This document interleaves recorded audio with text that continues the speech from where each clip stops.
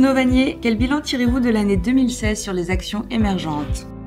Bonjour. Alors, finalement, 2016, c'est une année de performance positive sur les actions émergentes. Elles montent d'un peu plus de 10% en euros. C'est bien évidemment moins bien que le marché américain qui fait du 16-17%, mais c'est mieux que l'Europe qui est à moins 1% sur l'année 2016. Au niveau des valeurs et des pays émergents, il y a quand même beaucoup de disparités. On a quand même un Brésil, une Russie qui performent très bien, qui sont aidés par leur devise. Mais en Asie, c'est moins le cas. La Chine est en performance négative, l'Inde également, les Philippines également.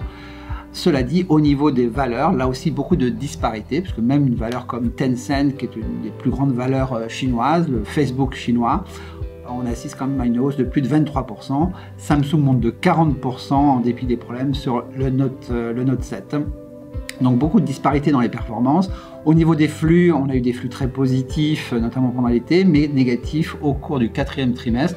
Au final, les flux sont positifs, mais sont très modestes. Donc on voit bien qu'il y a encore beaucoup de méfiance de la part des investisseurs globaux. Quelles sont vos perspectives pour 2017 ? Alors au niveau des pays émergents, on estime que la situation macroéconomique nous paraît relativement favorable. On a une stabilisation économique, voire une reprise économique dans les pays comme la Russie, comme le Brésil, qui vont quand même bénéficier de la hausse du prix du pétrole ou des matières premières. La Chine devrait croître entre 6 et 7%, entre 6,5 et 7% en 2017. On est plus circonspect sur la Chine pour la deuxième moitié de 2017, mais a priori pas trop de problèmes sur la première moitié. Ailleurs en Inde, l'économie en Inde devrait bénéficier d'un effet de base. Donc globalement, le contexte nous paraît assez favorable au niveau économique.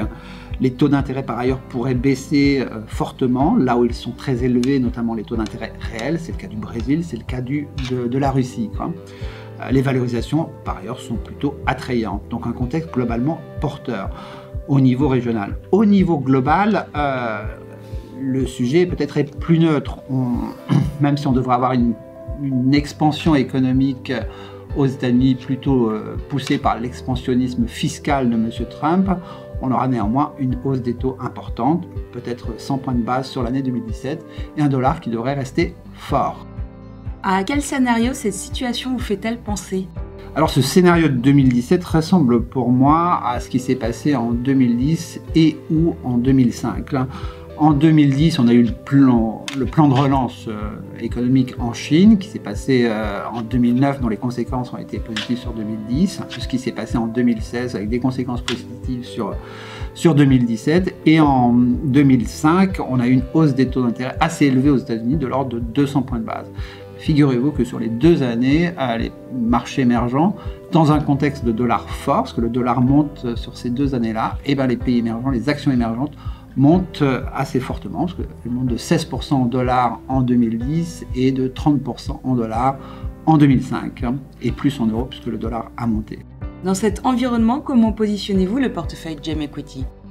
Alors GEM Equity, comme vous savez, est toujours bien positionné sur les belles valeurs de croissance. La technologie représente 20% du portefeuille, l'internet chinois, russe représente 13-14% du portefeuille. Totalité des valeurs de croissance est plus de 63% du portefeuille. Sur la composante cyclique, on s'est repondéré comme vous le savez. On a aujourd'hui 20% du portefeuille sur l'énergie, les matières premières ou les valeurs industrielles. On a aussi 8% du portefeuille sur la Russie, qui est un marché assez cyclique. On a repondéré le Brésil, qui est aujourd'hui à 7% du portefeuille. Un secteur intéressant pour les prochaines, la pharma, qui n'a pas très bien performé en 2016. On est pondéré nous, à hauteur de 8% sur ces secteurs, et on pense qu'on pourra faire de très bonnes choses sur ce secteur en 2017. En conclusion, on estime que 2017 devrait être une année relativement favorable à l'investissement sur les actions émergentes. Et sur cette note positive, on vous souhaite une très bonne année 2017. Merci.